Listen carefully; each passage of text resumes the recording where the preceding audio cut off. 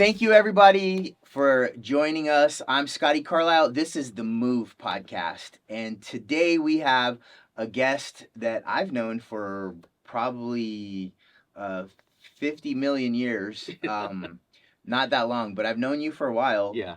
Back in the day when I was in Rotary, and then when you first joined, Yep. and then I went off to lollygag and do other things, but you stayed.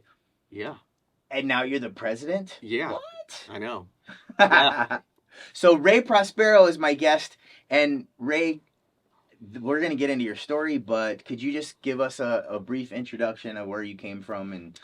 Yeah. So my name is Ray Prospero, Southern California raised. I'm a financial advisor. I'm a partner at a national wealth management firm. Very involved in the community, very involved in my church. As Scotty mentioned, I'm the new president of our local Rotary Club. Very cool. And I wanted you to come on the show because I know you have a history of adversity, right? Yeah. And the idea of pretty much everybody that I want on the show is people that have experienced some kind of adversity and then have either overcome the adversity, or they're sitting with it, and because both of them are, it's difficult. Yeah. So I guess let's get right into it. What? Yeah, no problem. Yeah, I mean, I think kind of the misconception about life, right, is people want life to be easy, and that's like the biggest misconception. From a faith perspective, just kind of a little bit of background, I am an elder at my church, and people always come to me, and they you know, wonder like, hey, I became a believer, I became a Christian, why is life so hard? Like, actually, the Bible, it preaches the opposite. It says that life is not meant to be easy, that you will be tested. In fact, it says for sure you will be tested, and it's during these times of trial where you're able to develop your faith. And so, yeah, overcoming and facing adversity and overcoming adversity is kind of part of the life cycle, is part of life. And so, my personal story was that I suffered from addiction. I was an alcoholic all through my 20s and into my early 30s. Up until that time, I had the typical successful career, at least what it looked like on the outside. I was a young attorney, I was married, I had all of the superficial things. I had the house, the cars, all of that fun stuff. But as people who have faced addiction and alcoholism know, pretty soon that addiction takes over, and instead of paying attention to the things that you're supposed to be paying attention to, like your job and your responsibilities, pretty soon you're just focusing on the drinking and the addiction, whatever it is. And so through that, all my responsibilities went through the wayside. And so what had looked like a picture perfect outside was in fact not picture perfect. My life was falling apart. My marriage was hanging on by a thread, separated from my wife. As a result of not doing my professional responsibilities, my reputation and my job and my finances all suffered. And so things came to a head June 30th, 2010, which is my sobriety date. Oh, wow. But yeah, things came to a head, and that's the date I decided to get sober. So how old were you when you first realized that you had a problem? Well, so I got sober at 31. I probably realized it 6 months prior. So, what made you? Was there any cataclysmic situation that you're like, wow? Yeah, you know what? It was, one of the profound moments was that I was kicked out of my house. My wife had asked me to leave the house. So I was separated. We were separated, headed towards divorce. And so I was living in my childhood bedroom at my parents' house. And I remember just kind of looking at the ceiling and just thinking like, man, like I felt superficial with all the superficial things like the house, the cars and all that stuff. But I felt like, man, you had it all. Where did it all go wrong? All of a sudden I'm sitting here, you know, burned through our finances, and now I'm living in my childhood bedroom. It was just a very profound moment for me. And then the other thing was that I had people that did care about me throughout the years that brought up my drinking and that it was a problem. But of course, I wasn't ready to face reality. I thought they were the problem. I thought they were too nosy. Um, I was a professional. I'm not one of these alcoholics on the streets. I'm totally different. But in knowing what I know now. I mean, alcoholism and addiction in general, it doesn't care where you're from. It doesn't care if you have money, where you're from. It doesn't care about your demographics. It goes after everybody equally. You could fall victim to those demons. What I found is that if you are having thoughts that you're infallible, Yeah, you're probably down a dark road. absolutely. You know, and that's in so many different things in life, man. People have, I feel like our ego plays an important role in the destruction of our lives, right? Yeah. If we're not careful, we think we put ourselves up on a pedestal, and the Yeah. higher that we are, the farther the fall. Absolutely, Right? absolutely, and that was kind of the cycle with mine. I was young, successful, and I experienced it very fast, but I lost it all, equally as fast, just falling victim to my own demons. Yeah, I think that it's very important for anybody that is doing anything that's naughty, right? Because we Yeah. all know there are things that are naughty that we Yeah. shouldn't be doing, like Yeah. smoking and drinking and Yeah. whatever those vices are. Like Yeah. we know that we shouldn't be doing it, but we tell ourselves that we got a handle on it. Yeah. Key is moderation, right? That Absolutely. we'll just do it here, do it there. Yeah. Yeah.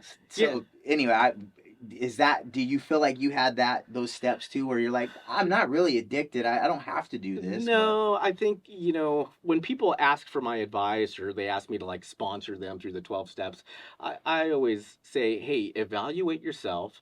And is the drinking or addiction, is it having a negative effect on any area of your life, professionally, financially, spiritually, with your home life?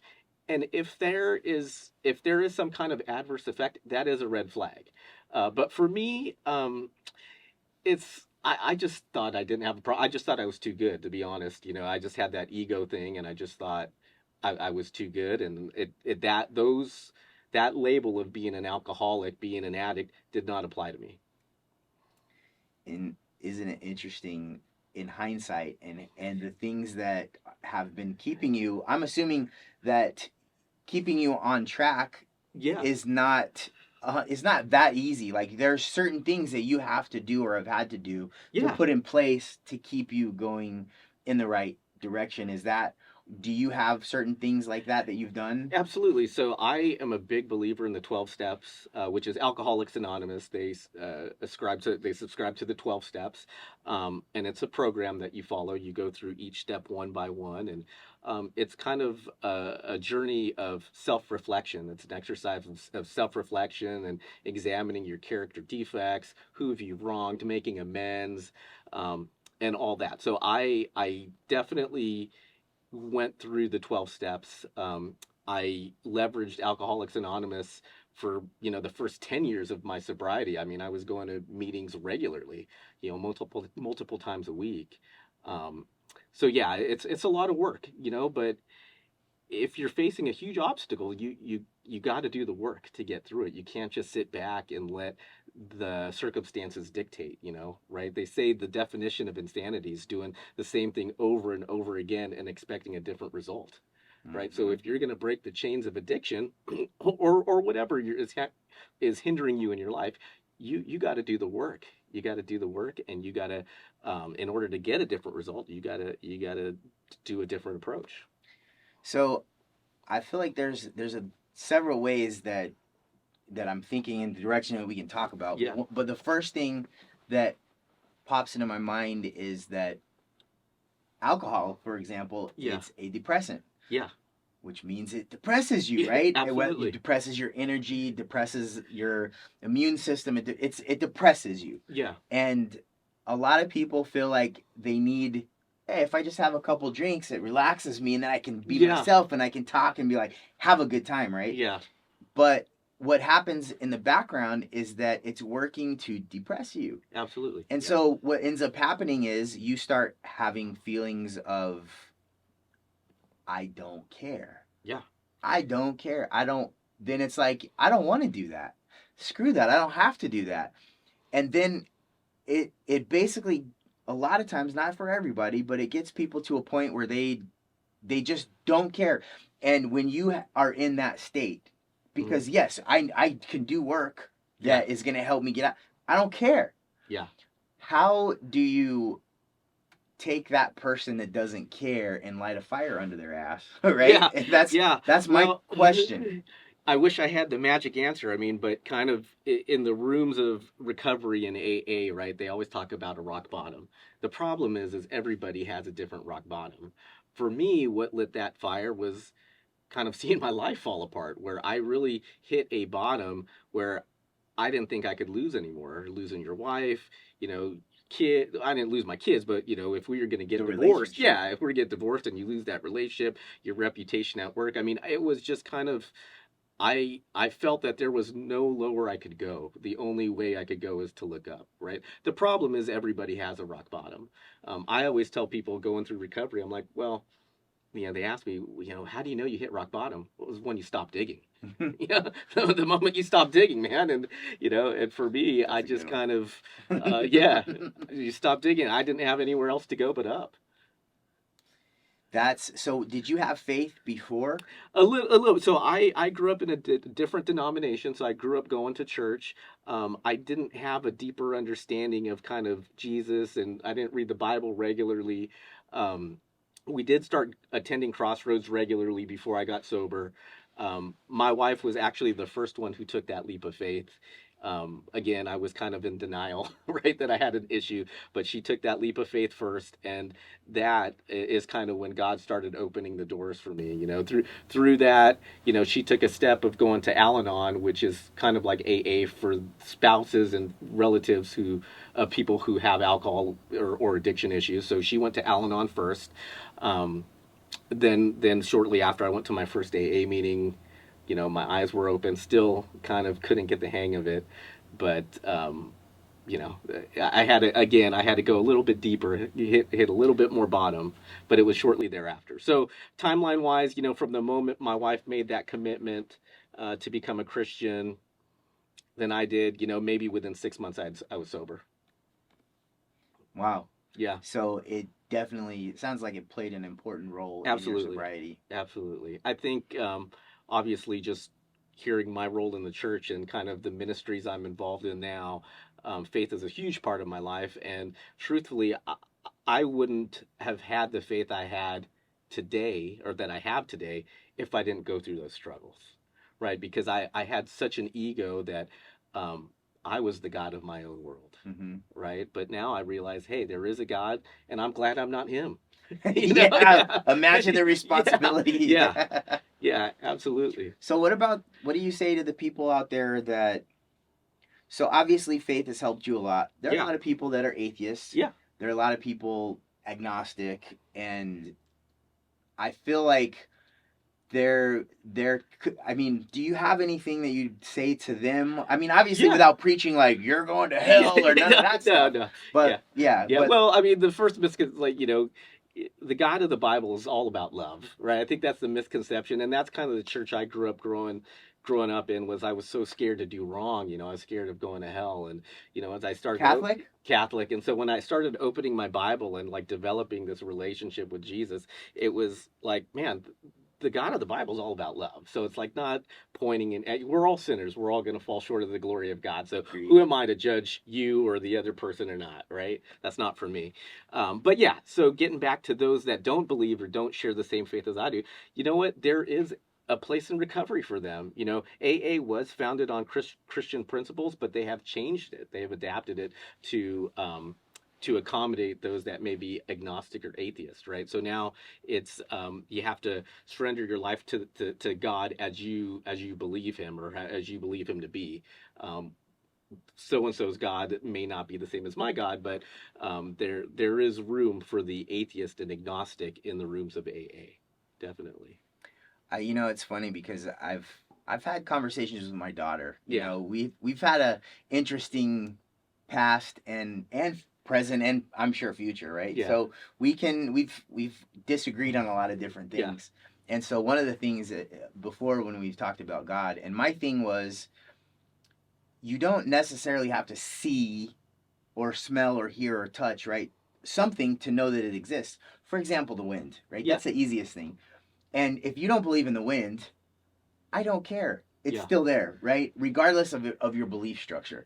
So my thing is that we are all blinded. We're all very limited in what we can perceive, Yeah. right? Yep. And so there's a level of humility that comes with that, understanding we don't really know everything, and there's a good chance something is bigger, smarter, and better on the other side of the Yeah. of our viewpoint that has an effect in our life. Absolutely. Yeah. And so humility is a very important attribute and character trait. Yeah. And I think that when it comes to addiction, it can be the game changer. Humility Oh specifically, yeah. because by looking in the mirror and understanding that we are fallible, we do have things that we're not supposed to do that we do Yeah. anyway, and that we can improve. And I feel like that is the first step, Absolutely.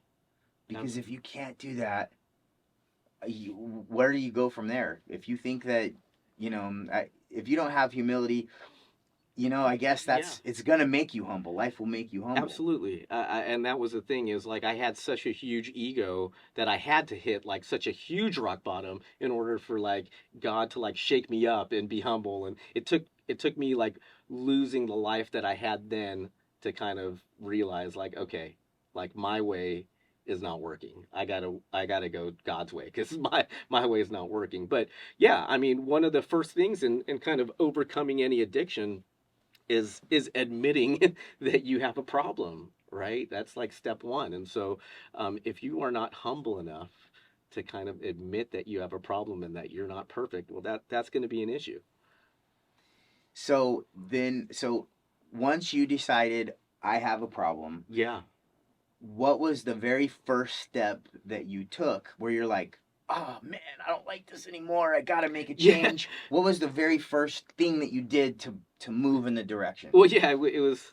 Well, it wasn't really. I wouldn't want to say voluntary. It's like, so what had happened was my last drink. I'd gone to work, had gone out, and did the bar thing, and my phone died. And at the time, as I said, I was living at my parents' house, and so they were trying to get a hold of me because I never came home. My wife tried to get a hold of me, and like I wasn't answering, right? And so they actually did a wellness check on me because they were so worried. I was, I'd disappear for days at a time, and I was just so unpredictable. Um, Long story short, I had crashed out at my work office, and so I don't know, it was 1 or 2 in the morning, and all these cop cars show up, lights on into the window, knocking, and yeah, they were like, "Hey, we're here to do a wellness check on you." I mean, it was pretty Wow. wild, but Interesting. yeah. So all of that happened. Red flag again. Obviously, man, there's an issue if like people are calling to do wellness checks on you. Um, but the next morning, my wife, again, we were separated. She called me. She's like, "I need to talk to you," and so she said, "I'm gonna pick you up." So she comes by my office. She blocks my car in, tells me to get into her car, like doesn't give me a choice essentially, and she took me to rehab. So what had happened was the night before, while everybody was looking for me and they're doing the wellness check, she had called an interventionist, um, and had arranged for me to speak to an interventionist, and they secured a spot for me at a rehab in Palm Springs. And so that was the first step. It was all just kind of happened in a little bit of a blur, but there's no doubt in my mind that his hand was in orchestrating all the things in place to get me to that rehab. So I got questions about the rehab, but Yeah. before we go there, I've heard people that say addiction is not a chemical problem, it's a connection problem. Like, Okay. what are your thoughts about that? I don't really know. I've never heard that, so I'm not sure. But Let me. okay. I'll tell you how. I'll tell you Okay. why. There was a research study done where they had mice Uh huh. and they gave it water that had cocaine in it, Yeah. right? And then what they found is it kept coming back to the cocaine Yeah. until it basically killed itself. It just more, right? Yeah. They're like, wow, addiction, bad, death, you Yeah. know?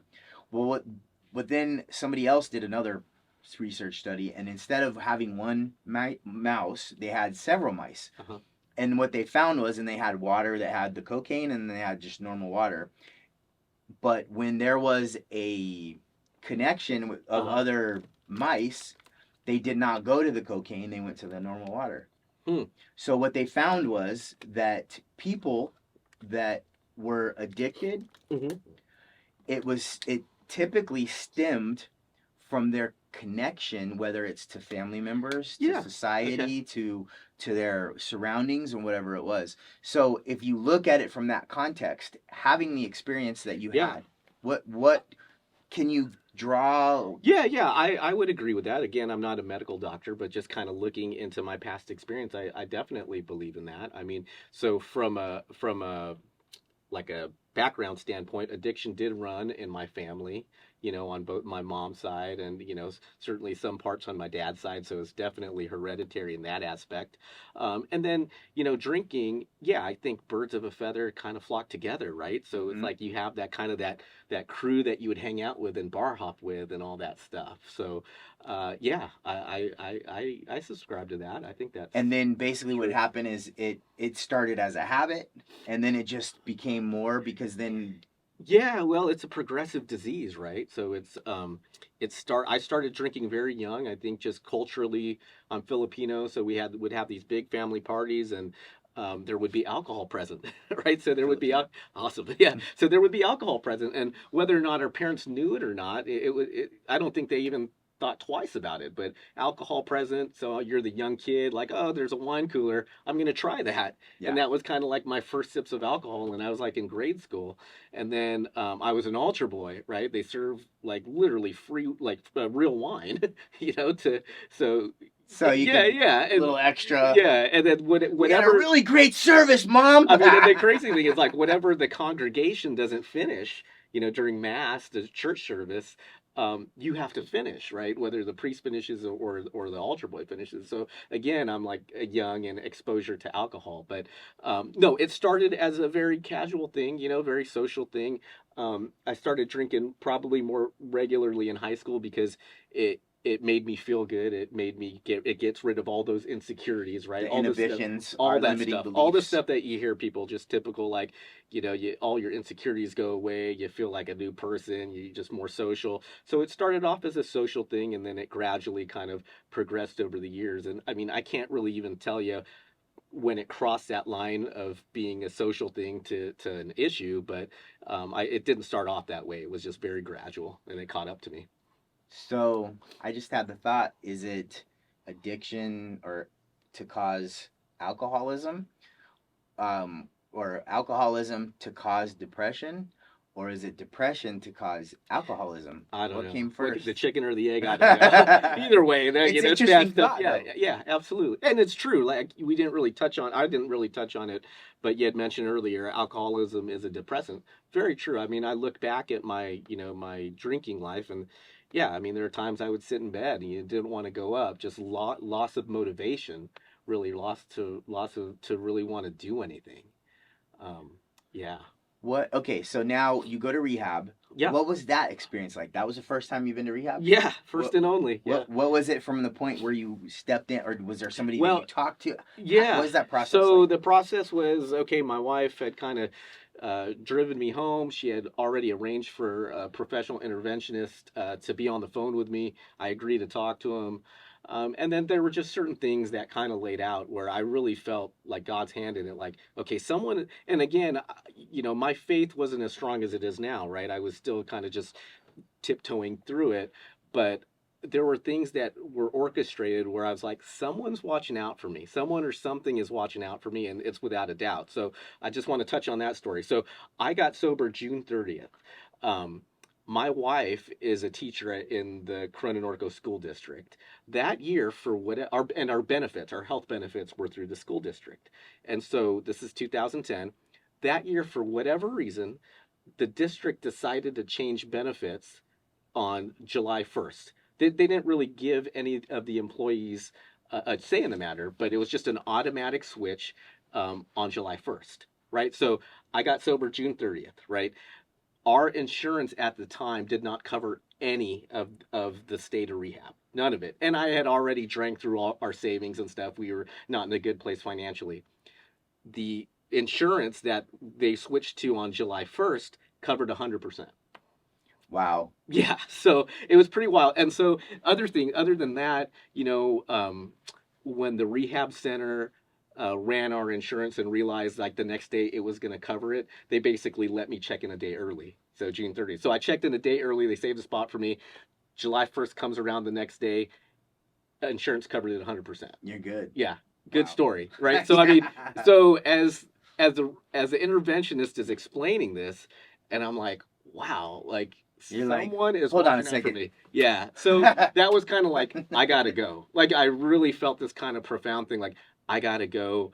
That's where I need to be. And then the other thing is when I walked through the doors, I literally felt a physical weight like lifted off my shoulder, and an audible voice in my head like, everything's gonna be okay. Wow. Yeah. That's awesome. Yeah. And those are the things that don't parlay to people that don't believe. They haven't had a situation like that. Yeah. Or maybe they have and they're very obstinate about I don't this was my belief before, and no matter what happens, this is my belief because I looked at those people that are believers and people that came to my door knocking on the door, and I just have a bad experience and I'm never going to be like that. So no matter what happens, I'm not going to believe. I don't care. That's a coincidence, Yeah. And then there are other people that's like there's a little tap on the shoulder where you have this coincidence and you're like, thank you, God. Like, wow. Yeah. I just, you know what? Have you ever had a really good steak? Yeah. Yeah. Like where it just melts in your mouth and you're just, oh, it's so good, right? Yeah. How much of a bummer would it be that you can't thank God? Yeah. Like it's the little thing. I have a piece of steak and I'm like, oh, thank Yeah. God, this is so good. And being able to say thank God, it makes it feel better in my heart, man. Yeah. You know, like it just and people that don't believe they don't get to have that level of like. I'll tell you, I mean, we're all called to love everybody equally, whether they're the believer or not. So, Christians, we're just called to love everybody. But to the skeptic, right, I could certainly see where they're coming from because, again, my faith wasn't always this strong. And so there are times in my life, especially through the early days of sobriety, where I was kind of questioning everything and my faith was kind of just hanging on by a thread. But what really changed my faith journey was, other than kind of all these things I was experiencing, was just realizing that I have a finite mind of a human trying to understand an infinite God. Like there's no need for me to be able to explain and understand everything in the Bible or why some things you just have to like realize like, okay, maybe I'm not meant to understand this, and I'll just leave that to God. But yeah, I mean, I think that's the problem with the skeptics and the atheists and agnostics. We just have a limited mind, the limited mind of humans, a finite mind trying to understand an infinite God. And I think one of the issues is that there are, how like when you get if you get tased every time you do I haven't got tased yet, but hopefully not yet. Or like let's say every time you picked up a tased. Hopefully I don't get tased. Yeah, I don't think maybe that was a little far. I didn't have to go that far. But let's say every time you picked up a penny, I poked you in the side, right? Yeah. And you're like, Yeah. At some point, you're not going to pick it up. You're not going to pick it up. And I think the word God, right? Yeah. The word is a vibration that your lips and your vocal cords make as they come out of your mouth, right? Yeah. It's a word. It doesn't. It's a right. It's a what. It doesn't mean anything in and of itself. But what happens is people end up associating that word with experiences in their life. Yeah, absolutely. And then when I say God, it's like poking you in the side because there was a certain instance in your life where somebody that was a believer or something happened to you from somebody that did not make you happy. And or you looked at them and you're like, you're a freaking hypocrite. You say this, and then I see you smoking, I see you doing this, but you're telling me don't do this? Yeah. And then you go to church and you're like, oh, I'm holier than thou, and you're one of the worst people, right? Yeah. So and we all are at that level. There's not Absolutely. one person that's better than anybody else, and that's what I believe. But I'm just speaking to the word of God. And so I have my understanding when I say God, it is, I understand it's different in how I interpret that and the feeling that it creates inside of me than anybody else. Like Yeah. you have your own personal relationship, and I think that's what happens. Your personal relationship means how you experience Yeah. that connection to God.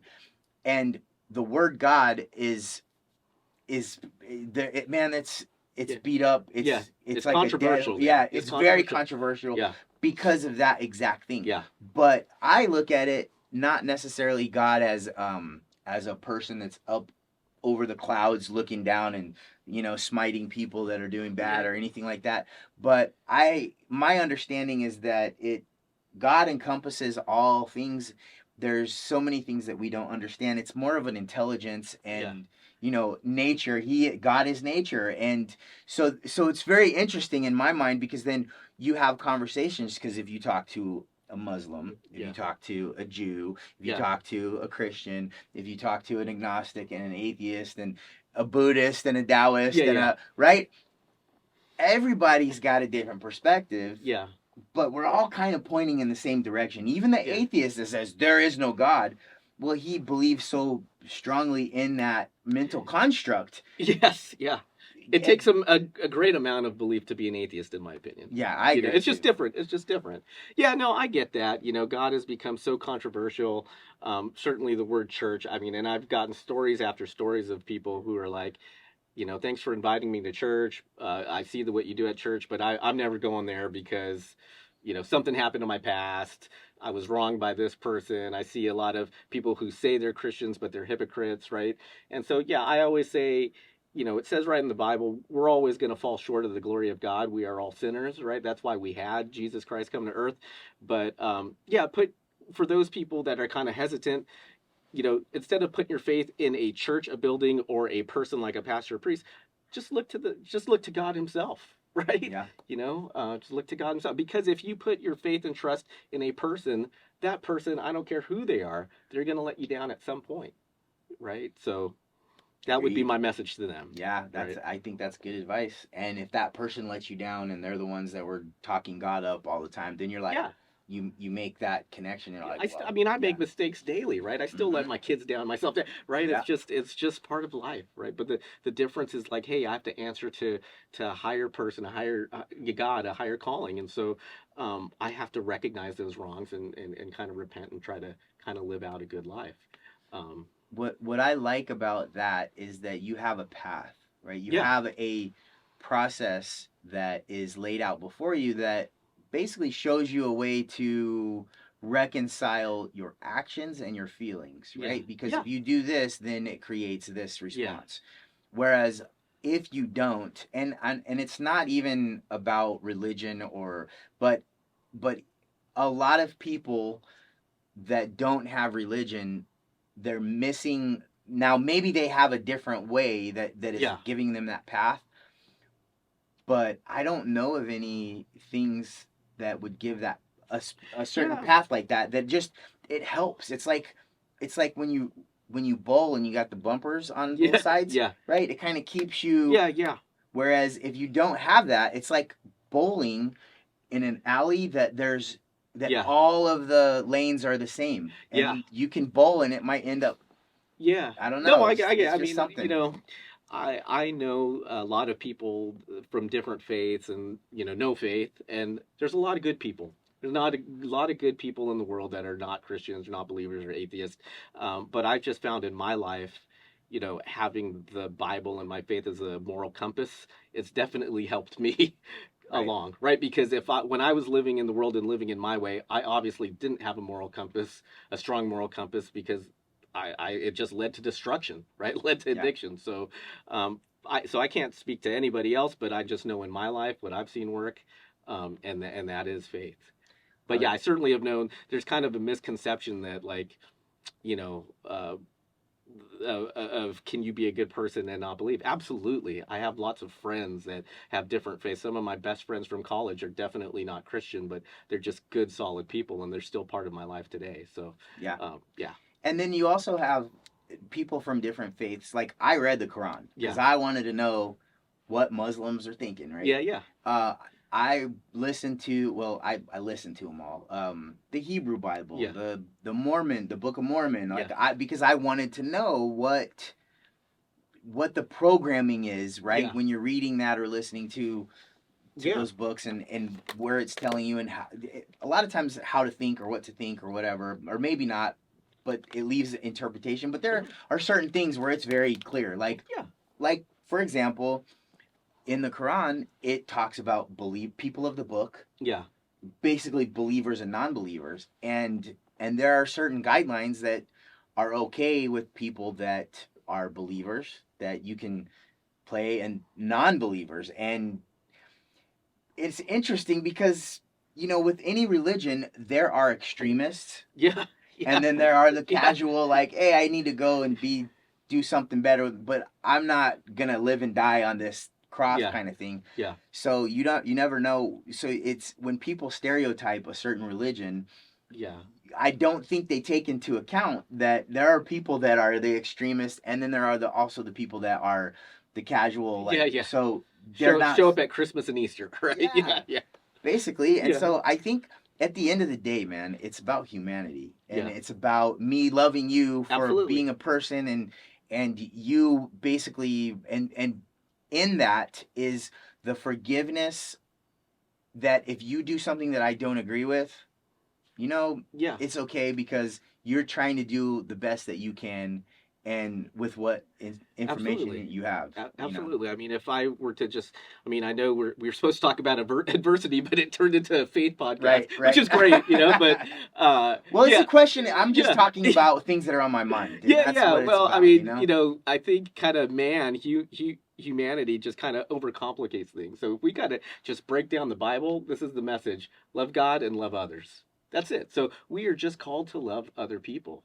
And yeah, I think that has been lost in the world, especially kind of where we are with politics and whatnot. I mean, the problem is that if you disagree with me, all of a sudden you're a heathen, right? Right. And that's not the case. We need to have honest, intelligent conversation. We're called to love one another, and the Bible doesn't say, "Hey, you're called to love Christians." No, it Right. says we're called to love one another, and that encompasses everybody. That encompasses the LGBT community, that encompasses the Muslim, that encompasses the people that I don't agree with, right? So, bottom line is we're just called to love others. And if we could all live like that, whether you're Christian or not, the world would be a better place. Agreed. Agreed. Yeah. Have you seen The Sound of Freedom? I did. I I just have saw not it. watched that Okay, yet. I just saw it What'd you think? 2 days ago. It was good. It was good. I think it was. If I'm being completely honest, it was a good movie, and I love that they're getting kind of this message out against child trafficking and pedophilia and stuff. For me personally, I think it was just so hyped up by my friends and like circle groups that I was Kind of a just letdown. yeah, I was expecting like action, action, action, and I mean, it's a very somber movie. Like it's just kind of like you leave that a little bit depressed. Mm. So yeah, I mean the movie, I love the message and all that, and I support that, but yeah, I think the movie was hyped up a little bit too much for me. But yeah, Yeah, and it was really it was really somber and moved a little slow, but yeah, it was good.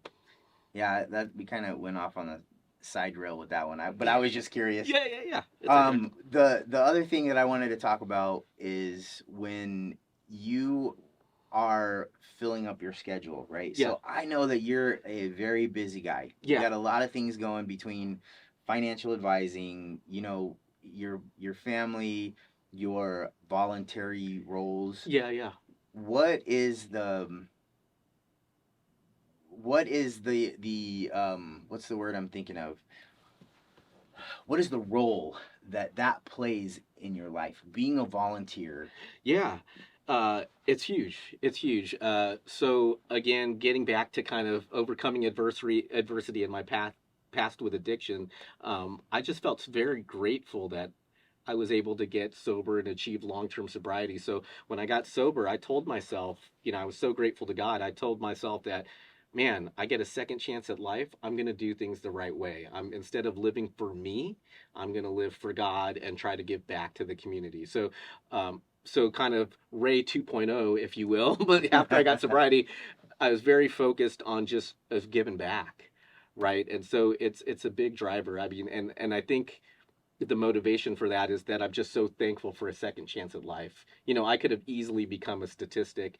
I mean, my drinking was so bad where I remember going to like a wellness check where it was affecting like my health, like it was affecting my liver. You know, and I'm young. I'm like in my late 20s, and I mean, like I was on that path where, and my wife and I, we talked just very point blank. If I didn't get sober, I'd probably be dead. You know, I'd be in dead or in jail. I mean, that's just the truth of it. And so, by the grace of God, I was able to break that cycle of addiction, and so that is why I focus so much on giving back, because I'm just so very grateful for the second chance that I got at life. What areas do you give back in? What are you doing? Yeah, so definitely through service, right? So I'm going to tie in my faith because it's very important to me. It's but who you are. Yeah, exactly. Yeah, So I mean, there's no better example of humble servitude than Jesus Christ, right? So it's all about humility and serving those with humilities, right? So just kind of, and this is not to brag, it's just talking about what I'm involved in, right? So I'm an elder at church. I'm on the church school board. Right, so I'm Rotary president, and that church is a very big church. Yeah, so there's a lot of activities, things that you're doing. Exactly, yeah. And then I'm the chairman of the board for Livestream, which is a blood bank, the local blood bank that covers 100 medical facilities in Southern California. I'm on advisory boards for Angels Over Cliffs, which helps kind of the homeless population locally to get them housed. And then I'm on kind of an endowment committee for Peppermint Ridge. There's other things out there, but that's kind of my service. And then also I want to do a plug for Project Hope at church. So that's our food pantry at Crossroads. Okay. And so I serve as a coach there, meaning I meet with people, participants, and help kind of give them hope to get them out of that situation. And then I also serve at the pantry level, which is, I help load groceries and give them to kind of families that need. So I'm all about serving others. I get joy. That's kind of one of my spiritual gifts. I get joy in serving others. When you say hope, I know you just said it, and like my mind's like grinding. Wait, bring it back. Don't forget. Yeah. So a coach and you help people that are obviously going through adversity themselves, right? Absolutely. And you're bringing them hope. Yeah. Is what the purpose of that is. How do you do that? So we meet with them. So the background behind that is Crossroads has had a food pantry for a long time, and it exploded during the pandemic because a lot of people were out of jobs, and all of a sudden, instead of serving like 50 families, we were serving close to 200 weekly, right? And so we had a system going, but the local pastor in charge there, he had an idea. And it was like, instead of being transactional, meaning, hey, we give you money and you go on, or we give you food and you go on your way, we're a church, we're a ministry, let's do something about it. So he wanted to kind of transition, instead of just being so transactional, let's get to know our participants. Let's give them resources of how to get out of their situation.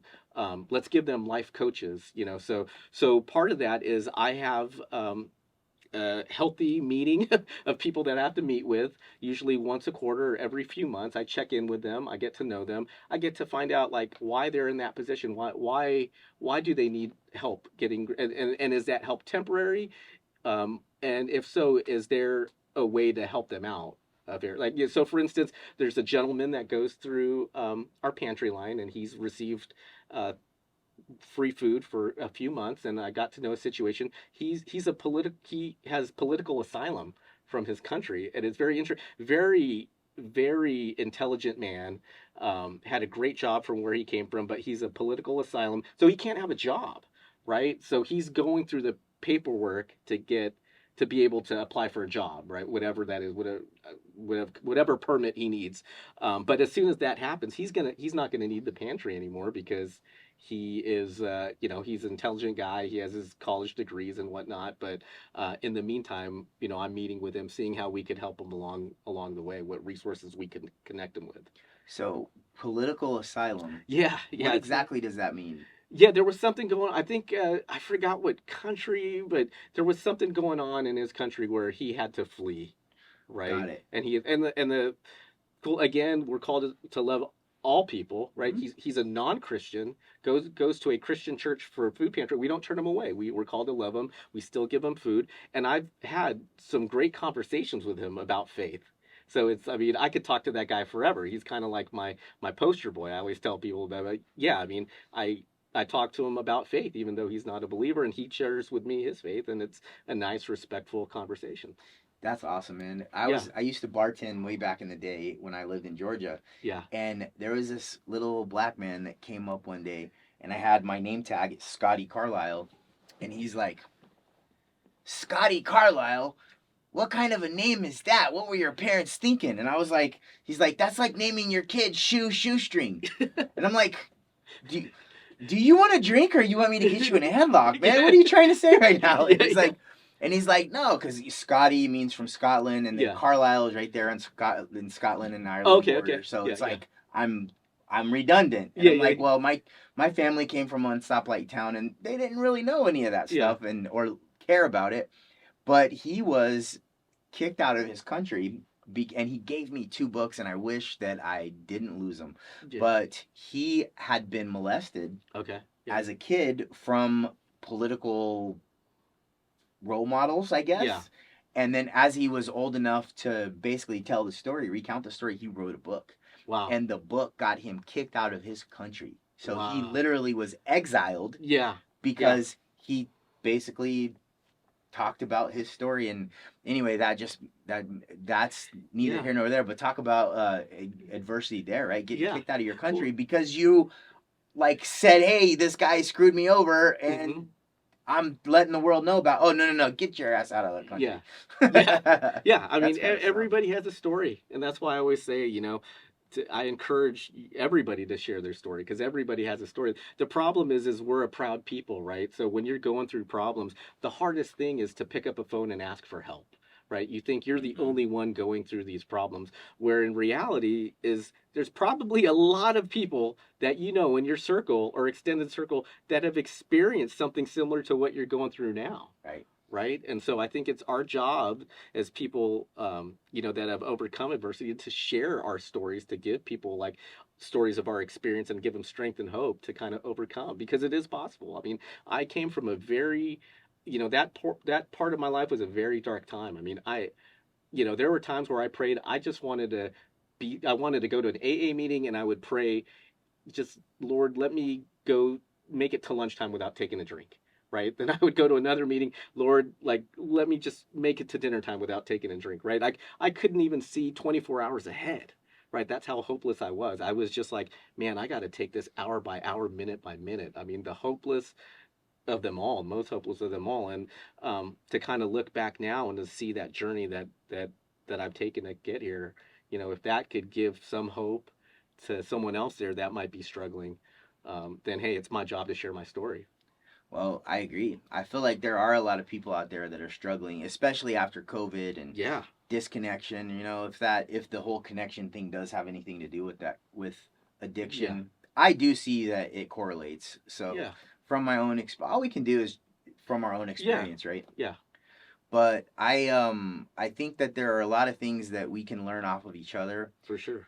The Let me ask you a question: will you drink a glass of wine, or will No, yeah, no completely. alcohol no matter what? Yeah, no alcohol, no matter what. And I'm pretty like, yeah, I just anything that would be mind altering, right? I just kind of don't even want So to. I guess crack's not a Yeah, thing for you, definitely not. No, huh? I mean, so I mean, even if I go to like the dentist or have like a medical procedure, like I'll tell them, I'm like, hey, listen, I have a history with addiction. Like, if I need to take medicine, like, is it okay for me to just take ibuprofen over the counter?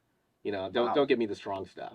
I just don't want wow, to go I'm through that. exactly the opposite. Yeah, I'm like, yeah, how strong can I get yeah. it, doc? Well, yeah. I mean, I have a past. I got to be careful, Right, right? So right. I just got to be mindful. And so yeah, I mean, if I just had like a wisdom tooth pulled not too long ago. It was last year, and I was like, yeah, I just over the counter for me, man. Yeah, Wow, that's good. yeah, You're yeah, a tough yeah, cookie, yeah.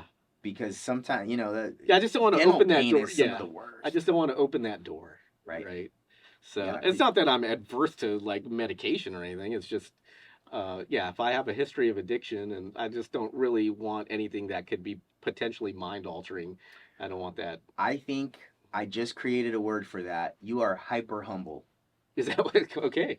Yeah. I just made it up, Yeah. but yeah, no, for sure, because you are so humble, right? In my mind, that's the word I like to use because you know that you're fallible Yeah. and that you're like hyper, like you're extra Yeah. looking extra sensitive about potential Yeah. potholes, right? That you're like, no, because you went down that road, you experienced the turmoil Yeah. that and that you do not want that again for your family because you have gotten so far, Yeah. right? Yeah. And I believe you have. I think, dude, I think you're a role model. I think you're doing amazing stuff. The things that you're doing and helping others, and again, that's why I wanted you to come to talk about this, because I think the acronym MOVE, right? Yeah. And this actually came from my sister. Okay. The words. So it's funny how the whole word came about to both of us. I had written it in my journal, just move. So it was because I was going through very hard time, and I wrote in my journal, dare to dream, wonder, and be inspired. And then I put, therein lies the power to change the world. And I was okay with that. Like, yeah, okay, that's kind of a cool quote, but wasn't quite there. So I was thinking about it, and then I had this epiphany one day, just like probably 2 weeks after I had written the initial quote, and it said, and then I put then move, and I put capital MOVE underline. So dare to dream, because when you're in a rut, when you're having a hard time, daring to dream opens up your parameters of possibility, right? Yeah. It makes it wide. So dare to dream, and it takes your mind off of the agony that you're suffering, right? Yeah. Because if you're out there, then you're not in here. Exactly. So it's a proactive way of basically not dealing with issues that are hurting you. Yeah. And then wonder, right? Wonder is, we are all so quick to judge and assign a label to something, a fork, right? But if you pick up a fork, there are so many other, the texture, the weight, the color, the feel, the taste, the smell, there are so many other layers of qualities that go with that. And the more that we wonder, the deeper that we go, the more that we realize we don't really know much, right? And so it's something that's like it sparks, okay, and be inspired. And that just means be open to God, right? The breath, inspiration is to breathe in God's breath, right? Yeah. Isn't it something like that? Yeah, I've heard that. Yeah. So anyway, it basically lights a fire, right? And so, but if you don't move, you might as well be daydreaming or taking a nap, right? Yeah. Nothing's ever going to happen. So dare to dream, wonder, be inspired, then move. Yeah. So, okay, I wrote that and then I underlined it, okay? Fast forward 2 weeks, another week and a half, my sister came to visit with me and talking about all my problems. And she's like, Scotty, God put something on my heart that I know I have to tell you. And I know you're the person to tell. I know you're having a hard time, and I'm like, what is it, Laura? And she's like, it's move. And I said, what? She said, I wrote it's that down. move. Yeah. She's like, if you are in a rut and you want to get out of the rut, you have to move. If you don't want to get hit and somebody's swinging at you, you have to move. And she said, if you look at the word move, and this is where the logo came from on the Move podcast, if you look at the word move and you cover the first part of the M, it spells love. Oh, nice. And people move because of love. Yeah. And they're moved inside, right? Yeah. Because of love. And then she said, how do you move? M. Make a difference in other people's lives. Yeah. O. Offer up your time, talents, and gifts. Yeah. Offer it up. Don't chart, give it away. V is to find victory in the small things, and that just means appreciate what you have. Mm-hmm. Whatever it is, however small, just feel that level of appreciation. And then E is encourage others. Oh, yeah. So the Move podcast is all about moving, right? And then so we're standing there, she told me that, and I was blown away, and I put my arm around her, and I'm like, come with me, Laura. And we walk across the street, because we were waiting on my kid. Walk across the street, I open the door, open my journal, capital M, and I'm like, explain that, Laura. I just wrote, explain that. She's like, it's God, Scotty. Yeah. And I'm like, Yeah. Yeah. Yeah, it has to be because, but like, Yeah. right? Yeah. And so everything that I'm doing, the Move podcast, everything that defines my life is a version of me trying to move.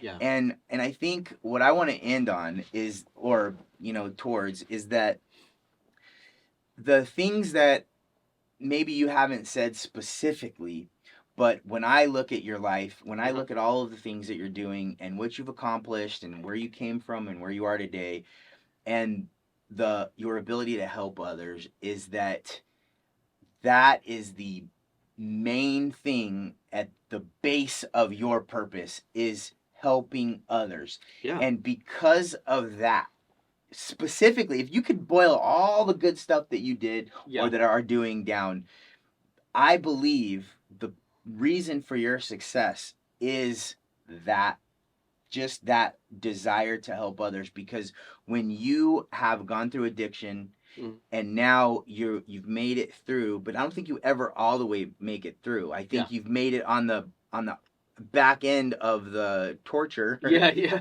But to keep that, you have to help others, and by helping others, you're maintaining your balance and your benefits. Yeah. So Absolutely. So I think of all the other stuff that we talked about on this podcast, I think that is probably the most important attribute. If somebody's out there, if you're out there, hey, listen, if you're addicted to sex, drugs, and rock and roll, or whatever it is that is your vice, if it's you and there are adverse effects of your life, take it, reflect on it, and think about how you can help somebody else overcome what you are sitting with. And I think that's the answer. Yeah. That's the answer. About everything else that we talked about, who cares? It's cool. Listen, don't not listen to it, right? Yeah. But we need views. Yeah, we need views. But of everything else, just help somebody, man. And that's the secret to life. Help somebody else. Love others, man. Just love other people. But love it as a verb, not as a noun, right? Absolutely. Absolutely. You got it. So what other ways can you love people? Like, what are certain... It's just really, obviously I love being the humble servant, right? But it's just compassion, right? Compassion for other people and empathy. We are lacking that, especially here in America, given just the political climate and just where we're going. We're human. We're human. We're always going to fall short. Have compassion for that person. And it's hard. I get it. The person cuts you off on the freeway while you're hustling to work, but you know what? That person might be, rushing to the hospital to visit someone who's dying. We just don't know what other people, we don't sit in other people's shoes, so we don't know the things that they're trying to overcome. So just be compassionate and show empathy. I think that's great advice, man. Yeah. Do you have anything else that you'd like to say? Are there any things that you'd like that have been floating around in your mind? Or no? I mean, I guess the thing is that if anybody's struggling, right? That's the purpose of this podcast. Whatever you're struggling with, there is hope, right? You don't have to give up. There is hope. So, I think that would be a great message to end on. Yeah. If anybody would like to reach out to you, like, because you said you do wealth management, yeah, right? Yeah. Is there? So, okay, before we end it, let's talk about that for a second. Yeah. Because I'd like you to talk about what you do for people. Yeah. So, I'm a partner advisor at a national wealth management firm. Before that, I was a senior vice president at Merrill Lynch.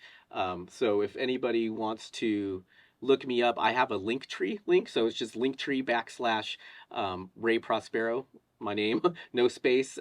Listen, Prospero, right? If you're wanting to, okay, go ahead. Yeah. So, I don't want to do too much of commercial, but you'll find our website there, my background. I've been featured in articles in Forbes and Fox Business as kind of the featured experts. So there'll be links to my articles there on that Linktree. What would you consider yourself an expert in? Overall financial planning, tax planning. That's kind of my background. So that would be my expertise. What is your process of, let's say somebody's out there, they got an inheritance and they're like, I got this money and I don't know what to do. I don't want it to sit here. Do you have a, like, if they talk to Yeah. you, kind of how would you help them? Yeah, first I would get to know them first. I mean, first and foremost, why I went to the independent space was that I wanted to be a fiduciary financial advisors. And so what that is that we're held to a higher standard by the SEC, meaning we have to put our clients' best interest first, no matter what. Not the company Over products, over company, absolutely, yeah. absolutely. So part of doing that is, meeting with the clients, getting all the information, extracting all the information we need to do a thorough analysis before we do any recommendations. So typically how that works is I'll have an initial conversation or meeting, whether it's on the phone or in person. Client will then leave with a questionnaire, which will kind of get all the information we need.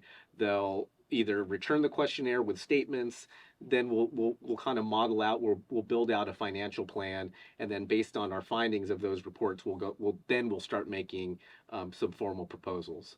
But I always tell people the cliche is, if you're if you go see a doctor, you want the doctor to find out everything about you before they prescribe any medication to you, and that's similar to me. You don't want to see an advisor that's all about pushing a product just to get a commission without knowing anything about you. So, right. Yeah. It's that same thing. If you talk to a nutritionist, the answer is going to be nutrition. If you talk to a surgeon, we better rip it out, right? If you talk to so I think what you're doing is you're like the general practitioner where you figure it out, but then you also have the tools that you can help specify, and that's cool.